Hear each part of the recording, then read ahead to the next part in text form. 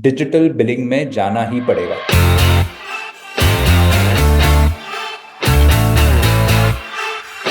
बहुत बहुत स्वागत है आपका इस नए एपिसोड में, जहां पर हम बात करने वाले हैं आज एक ऐसे शख्स से कुछ बदलना चाहते थे, पर क्या, कैसे, कहां से हुई ये शुरुआत बदलने की। आज हम इस बातचीत में जानने वाले। हमारे साथ बहुत खास बात करने के लिए यश राज हैं। पूरे यश के साथ आपने इस इंडस्ट्री में, इसमें आप काम कर रहे हैं, इस पे आप राज कर रहे हैं। वेलकम है आपका sir. Thank you Prabhat, thank you. Captain बिस के बारे में आप जरा बताइए। वैसे तो लोग जानते हैं, मैं पर्सनली भी जानता हूं, पर जो लोग नहीं जानते हैं, क्योंकि ये प्लेटफॉर्म ऐसा है जहां पर ग्लोबली लोग जुड़ते हैं, आपको देखते हैं, तो मैं जानना चाहूंगा आपसे कि कैप्टन बिस किस तरह से काम करता है, क्या इसका मोटिव है, क्या विजन लेकर कैप्टन बिस जो है मार्केट में आया है। सो कैप्टन बिस का जो मिशन है वो बहुत ही सिंपल है। जो हमारे इंडस्ट्री में जितने भी इस देश में जितने भी एमएसएमई है, हम उन अनडिजिटाइज्ड एमएसएमई को डिजिटाइज करना चाहते हैं। अब आप पूछो कि उनको डिजिटाइज करने की क्या जरूरत है। तो डिजिटाइजेशन से ये होता है, एक तो आपका बिजनेस आप आसानी से संभाल सकते हो। आपकी जो रिकॉर्ड कीपिंग है अपने बुक्स की, वो ढंग से हो जाती है। आपको टैक्सेस भरने में आसानी होती है। आपके बिजनेस को क्रेडिबिलिटी आती है। तो मार्केट में ऑब्वियसली बहुत सारी चीजें हैं जो आप कर सकते हो। तो आप ईआरपी कर सकते हो, आप अकाउंटिंग कर सकते हो। पर ये सब करने के लिए आपको सबसे पहले तो सही से बिलिंग करनी होती है। एंड आज के डेट में भी काफी सारे एमएसएमई हैं जो आज के डेट में भी बिलिंग करते हैं पेन और पेपर पर। एंड ये सबसे बड़ी चैलेंज है हमारे इंडस्ट्री की, इस देश की। और हम इसको रिजॉल्व करना चाहते हैं। तो कैप्टन बिज एक बहुत ही सिंपल काम करता है। सबसे पहले आपको आपकी मदद करता है डिजिटल बिल बनाने के लिए। सो इसमें ये काफी सारी चीजें हैं जो आपके बिजनेस को मैनेज करने के लिए आपको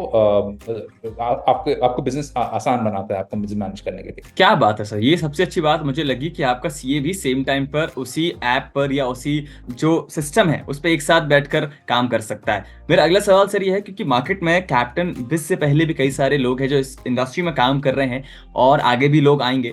तो एक तो मार्केट में एंट्री लेने के लिए और आगे बने रहने के लिए कौन सी ऐसी खूबियां हैं जो कैप्टन बिस के अंदर हैं और बाकियों में नहीं है। सबसे बड़ी खूबी हमारे में ये है कि हम बिलिंग को सिंपल बनाते हैं। आप मार्केट में कोई काफी सारे सॉफ्टवेयर यूज कर सकते हो जो आपको बहुत सारे फीचर्स देंगे, जो हम्म। आपके लिए बहुत सारी चीजें करेंगे।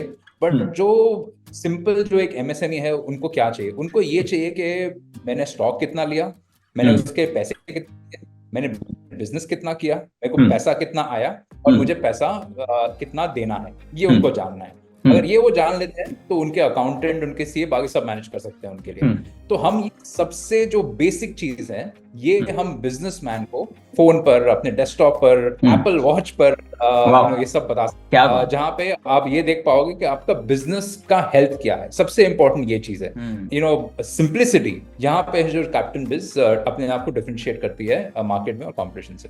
क्या बात है सर। मेरा अगला सवाल एक और है, और ये सबसे सीरियस सवाल है इस पूरी बातचीत का, जो मैं तीसरे नंबर पे पूछने जा रहा हूँ। आप, या मैं कहूँ कैप्टन बिस जो है वो क्यों एमएसएमई की ग्रोथ पर फोकस कर रहा है, वाई, इतने अच्छे क्यों हैं आप। एमएसएमई एक्चुअली, आप अपने शहर में आप देख लो, जी। हमारे शहर में देख लो, आज के हम्म। डेट में एमएसएमई और गवर्नमेंट के इनिशिएटिव्स देख लो एमएसएमई के लिए। हम्म। हम्म। इस देश का बैकबोन है, इस देश की रीढ़ एग्जैक्टली। की हड्डी है। एग्जैक्टली। ठीक है। आज के डेट में हमारे देश में कम से कम 6 करोड़ 7 करोड़ से ज्यादा एमएसएमई है। और हम्म। हर रोज नई कंपनियां रजिस्टर हो रही हैं, हर रोज नए स्टार्टअप्स आ रहे हैं, हर रोज एक एमएसएमई सक्सेसफुल हो रहा है। जो हम्म। पहले जीएसटी नहीं भरता था, अब उसको जीएसटी भरना पड़ रहा है क्योंकि उसका बिजनेस का वॉल्यूम बढ़ रहा है। आप हम्म। देख रहे होंगे कि गवर्नमेंट बोल रही है कि जीएसटी कलेक्शन बढ़ रहा है। ये जीएसटी कलेक्शन क्यों बढ़ेगा? ये जीएसटी कलेक्शन तब बढ़ेगा जब हमारे देश में गुड्स एंड सर्विसेज की डिमांड बढ़ेगी। और अगर डिमांड बढ़ेगी तो ऑटोमेटिकली एमएसएमई का बिजनेस बढ़ेगा। एंड उस बिजनेस को मैनेज करने के लिए एमएसएमई को पेन पर से निकलकर डिजिटल बिलिंग में जाना ही पड़ेगा। हम्म। और अगर वो ढंग से कहते हैं, तो जैसे मैंने पहले बोला, अगर पेन पेपर से निकल के अगर वो सही से डिजिटल बिलिंग करते हैं तो वो अपना बिजनेस ढंग से मैनेज कर सकते हैं, बिजनेस हेल्थ देख सकते हैं, लोन के लिए ढंग से अप्लाई कर सकते हैं क्योंकि उनके पास सारे हम्म। अपने कागज होंगे, इनवॉइसेस होंगे, अपने जो उनके इन्वेंट्री, उनका जो स्टॉक है, उनकी हम्म। जो लॉक कैपिटल है जो उन्होंने हम्म। इन्वेस्ट किया है स्टॉक में, हम्म। वो दिखा सकते हैं। तो हम्म। इसके काफी फायदे हैं क्योंकि ये हम्म। डिजिटल है। तो ऐसा नहीं कि आप पेन पेपर पे कुछ भी आप बना के दे रहे हो, तो उसमें ऑथेंटिसिटी होती है। हम्म। हम्म। आपका विश्वास करते हैं। सो इसके हम्म। काफी फायदे हैं। और एमएसएमई को सक्सीड होने के लिए, उनको सफलता के लिए पेन पेपर से निकलकर इसीलिए डिजिटल में आना ही पड़ेगा। मैं ये जानना चाह रहा हूँ सर आपसे कि हमारे सबसे ज्यादा एमएसएमईज हैं वो हैं टायर 2 टायर 3 सिटीज में, और आपने फोकस भी उन्हीं पर किया है कि आपको उन्हीं को डिजिटल बनाने पे आपका ज्यादा फोकस है, और ये हमें ज्यादा देखने नहीं मिलता है। लोग बड़े शहरों में बड़े बिजनेस की तरफ ज्यादा इंस्पायर होते हैं, उनसे ज्यादा कनेक्टेड होते हैं, पर आप क्यों टायर 2 और टायर 3 सिटीज के जो एमएसएमईज हैं जो छोटे हैं उनको डिजिटल करना चाहते हैं? ऐसे क्यों आपके मन में ख्याल आया, ऐसा क्यों आया? प्रभात, आपने अपने सवाल में ही जवाब दे दिया है। जी। आपने जवाब इसलिए ऐसे दिया कि आप जो बड़े शहरों में बड़ी बिजनेसेस होती हैं, ज़्यादा एक्सपोजर होता है, उनको पता होता है, उनके कॉन्टैक्ट्स होते हैं, उनको पता है किससे बात करना है, कैसे अपने प्रॉब्लम सॉल्व करने हैं। डेवलपमेंट थोड़ी ज़्यादा होती है टीयर 1 सिटीज़ में, मेट्रोज में, एंड टीयर 2 टीयर 3 सिटीज़ में लोगों को थोड़ा इंफॉर्मेशन जो पास ऑन होता है वो थोड़ा कम होता है, नॉलेज थोड़ी कम होती है। इसीलिए हम टीयर 1 मेट्रो से निकलकर टीयर 2 और टीयर 3 में फोकस कर रहे हैं। एंड जैसे आपने बोला, एमएसएमई जो है वो टीयर 2 टीयर 3 में ही ज़्यादा है। और टीयर 2 टीयर 3 गाँव में भी काफ़ी एमएसएमई है, जो मैन्युफैक्चरिंग में है, जो डिस्ट्रीब्यूशन में है, ट्रेडिंग में है। आज के डेट में आप देखो तो काफ़ी सारे डिस्ट्रीब्यूशन सेंटर्स शहर के बाहर छोटे शहरों में होते हैं, और वहाँ से वो फिर बड़े शहरों में सप्लाई करते हैं। जो रिक्वायरमेंट है वो टीयर 1 में तो है, एंड आई थिंक टीयर 1 में वो जो रिक्वायरमेंट है वो काफ़ी फुलफिल भी हो रही है। जो टीयर 2 और टीयर 3 की जो रिक्वायरमेंट है वो बहुत बड़ी है। एंड जो एमएसएमई है वो मेरे हिसाब से तो जिस जिस तरह से मैं मार्केट में गया हूँ, मैं लोगों को मिला हूँ, मैंने तो ये नोटिस किया है कि एमएसएमई तो खाली वेट कर रहे हैं कि कोई आए, मुझे कोई सोल्यूशन दे, मुझसे कोई बात करे, मुझे कोई हेल्प करे, मुझे सॉफ्टवेयर पे ऑनबोर्ड करे, मुझे सिखाए कैसे सॉफ्टवेयर यूज करना है। सो ये मार्केट बिल्कुल रेडी है डिस्रप्शन के लिए। तो आपने बात करी सर हेल्प की, और वहीं से मेरा अगला सवाल भी है कि क्यों आप, अगर मान लीजिए कि मैं एक एमएसएमई ओनर हूँ और मैं डिजिटली आना चाहता हूँ पर मुझे बिल्कुल भी डिजिटल के बारे में नॉलेज नहीं, तब आप मेरी कैसे मदद करें? तब मुझे आप कैसे ऑनबोर्ड करेंगे, कैसे मुझे बताएंगे कि सिस्टम किस तरह से काम करता है, कैसे मेरी टीम इस पे एक साथ काम कर सकती है, कैसे आप मेरी मदद करेंगे आगे बढ़ने में मुझे कैप्टन बिस के साथ, अगर मैं मेरे एमएसएमई को लेकर आता हूँ तो? ये मैं हमेशा कहता हूँ, जो हमारे एमएसएमई की सबसे ज़्यादा तकलीफ है वो प्रोडक्ट नहीं है, सॉफ्टवेयर नहीं है, वो सर्विस है।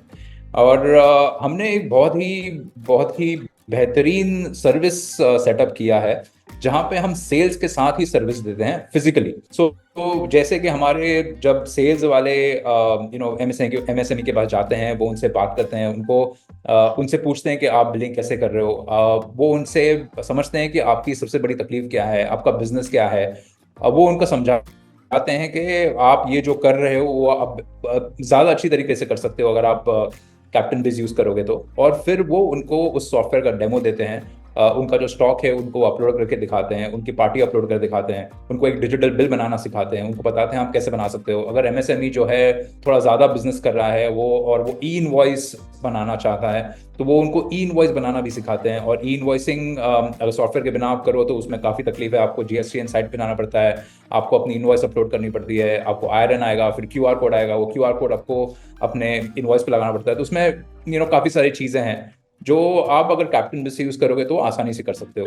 अब अगर मैं किसी एमएसए को फोन करूं और उनको बोलूं, सर ये हमारा सॉफ्टवेयर है, आप इसको देख लो, आप ले लो, आप खुद इसको परख लो, और आपको यूज करना है तो आप कर लो, अगर कोई तकलीफ होगी तो मुझे फोन कर देना। तो वो फिर क्या होगा, फिर हम ये कह रहे हैं कि एमएसएमई को कि ये ले लो आप, और अपने इनिशिएटिव पे आप देख लो आपको कैसे काम करना है। और इंडिया में तो वैसे काम होता नहीं है। इंडिया में जब तक कोई वहाँ पे जाएगा नहीं, एमएसएमई से बात नहीं करेगा, उनको समझाएगा नहीं, उनको सही से कोचिंग नहीं देगा, उनको सही से टीचिंग नहीं करेगा, तब तक वो एमएसएमई कन्विंस नहीं होगा कि हाँ ये प्रोडक्ट मेरे लिए है। एंड जैसे हमारे यहाँ पे जो सेल्स के जो स्टाफ हैं वो उनके पास जाते हैं, उनको कन्विंस करते हैं कि आपको ये प्रोडक्ट क्यों यूज़ करना है, आपके लिए ये प्रोडक्ट क्यों ज़रूरी है। और जब वो एमएसएमई कन्विंस होता है तो वो उनको पहला सेटअप करके देते हैं, उनका इनवॉइस जो जैसे वो फिजिकल इनवॉइस पेपर पे बना रहे हैं बिल्कुल वैसा इनवॉइस उनको डिजिटल बना के देते हैं, उनके लिए स्टॉक अपलोड करके देते हैं, उनके लिए पार्टीज बना के देते हैं, इनवॉइस सैम्पल इनवॉइस जनरेट कर देते हैं, उनको मोबाइल ऐप डाउनलोड करवा देते हैं, उनको मोबाइल ऐप पे लॉग इन करवा देते हैं, उनको सिखा देते हैं कि आपको मोबाइल से अपना बिजनेस हेल्थ कैसे देखना है, कैसे इनवॉइस बनाना है, तो ये सब वो कर देते हैं। इसके बाद जैसे उन्होंने ये सेल क्लोज की तो हम एक personal relationship manager, dedicated relationship manager इस एमएसएमई को असाइन कर देते हैं। इमिडिएटली उनको व्हाट्सएप पे उनका नाम आ जाता है और फोन नंबर आ जाता है। और हमारे जो बैकएंड पे कस्टमर सक्सेस टीम है वो 8 अलग अलग लैंग्वेज, 8 अलग अलग देश के लैंग्वेज बोल सकते हैं। सो जितने भी साउथ के लैंग्वेजेस हैं, नॉर्थ के हैं, ईस्ट के हैं, वो सारे लैंग्वेजेस हमने कवर किए हैं। बिकॉज हमने ये देखा है कि एमएसएमई अंग्रेजी जरूरी नहीं है वो अंग्रेजी में कम्युनिकेट करें या हिंदी में कम्युनिकेट करें, उनको शायद अपने स्टेट के भाषा में ज़्यादा कंफर्टेबल हो। तो इसीलिए हमारे जितने भी कस्टमर सक्सेस के एजेंट्स हैं वो 8 अलग अलग लैंग्वेज बोलते हैं। और हर एक एमएसएमई जिनको हम ऑन बोर्ड करते हैं कैप्टन बिस पे, उनको 24 से 48 आवर्स में कॉल चली जाती है, जहां पर उनको ये पूछा जाता है कि आपने जो सॉफ्टवेयर लिया है, क्या आप उस सॉफ्टवेयर से खुश हो, क्या आपके जितने भी क्वेरीज थे वो रिजॉल्व हुए हैं, क्या आपको कोई हेल्प चाहिए, क्या हम आपको डेमो दे सकते हैं, एक और बार ऑनलाइन डेमो दे सकते हैं। एंड ये कॉल हर हफ्ते 3-4 हफ्ते 5 हफ्ते के लिए जाती है कस्टमर को। तो कस्टमर को भी ऐसा लगता है कि हाँ, मेरे साथ कोई है जो मेरा हाथ पकड़ के आगे बढ़ने को तैयार है। और इसी से हमें लगता है कि इसी से एमएसएमई में कॉन्फिडेंस आएगा, इसी से वो हमारा सॉफ्टवेयर यूज करेंगे और अपने बिजनेस को डिजिटल बनाएंगे। सो इसीलिए हम इस तरह से हम खुद को डिफरेंशिएट कर रहे हैं और एमएसएमई को हेल्प कर रहे हैं डिजिटलाइजेशन में। मैंने ये कहा सर कि जो स्मॉल बिजनेसेस हैं उनको क्यों डिजिटल बिल्स प्रिंट करना चाहिए, उनको क्यों डिजिटल बिल इशू करना चाहिए आपके अकॉर्डिंग? जैसे मैंने पहले बताया आपको, डिजिटल बिलिंग एक चीज है जिससे आप अपने बिजनेस की जो इन्वेंट्री है, स्टॉक है, हेल्थ है, वो आप अपने फोन पे देख सकते हो। अपने डेस्कटॉप पे अगर आप समझो मूवी देख रहे हो अपने लैपटॉप पर, आप स्विच करके अपना कैप्टन बिस में जा सकते हो और आप देख सकते हो कि आज मेरी कितनी बिलिंग हुई, आज मेरी कितनी बिजनेस हुई, कितना स्टॉक आया, कितना स्टॉक मुझे देना है। ये सब आप देख सकते हो एक ही स्क्रीन में। ये एक तो आपको अपने बिजनेस का हेल्थ अपने मुट्ठी में मिलेगा। पहली बात तो ये है। दूसरी बात ये है कि आप अगर जो अपना जो डिजिटल बिलिंग ढंग से करोगे तो आपको अपने पेपर्स देने के लिए, अगर आपको समझो बिजनेस लोन लेना है, इनवॉइस डिस्काउंटिंग करना है, तो आपकी जो बिजनेस की ऑथेंटिसिटी है, जो बिजनेस आप चला रहे हो, वो आप अगर किसी बैंक को दोगे, एनबीएफसी को दोगे, तो वो आपके बिजनेस के नंबर्स का विश्वास करेगा। ऐसे नहीं कि आपको 10 और चीजें फिर देनी नहीं पड़ेगी। तो वो ऑथेंटिसिटी आपके एक बिजनेस में आ जाती है। और एंड एक बार ऑथेंटिसिटी आपके बिजनेस में आ गई, आप अपना बिजनेस अपने बिजनेस के हेल्थ को जान सकते हो जब भी आप चाहो, तो आपको बिजनेस करने में आसानी हो जाती है। आपके पास जो 10-12 घंटे हैं जो आप अपना बिजनेस रन कर रहे हो, अब उसमें से आप 6-8 घंटे जो पेपर पे काम कर रहे हो, उससे आप निकल कर अपने बिजनेस पे कॉन्सेंट्रेट कर सकते हो। तो इसीलिए एमएसएमई को डिजिटल बिलिंग करना चाहिए। मेरा आखिरी सवाल सर ये है कि क्या एक सलाह आप देना चाहेंगे उन लोगों को जिनको जीएसटी फाइलिंग या जीएसटी बिल या डिजिटल बिल बनाने में या डिजिटली शिफ्ट होने में प्रॉब्लम हो रही है? एक सलाह आपकी तरफ से क्या होगी एमएसएमई जो ओनर्स हैं उनके लिए? मेरी एक ही सलाह होगी, कोशिश करके देखिए, क्योंकि यही फ्यूचर है। अगर आप ये एक्सेप्ट नहीं करोगे तो आप पीछे रह जाओगे। आपके पास एक ही चारा है कि आप डिजिटल बिलिंग करो और अपने बिजनेस बढ़ाओ।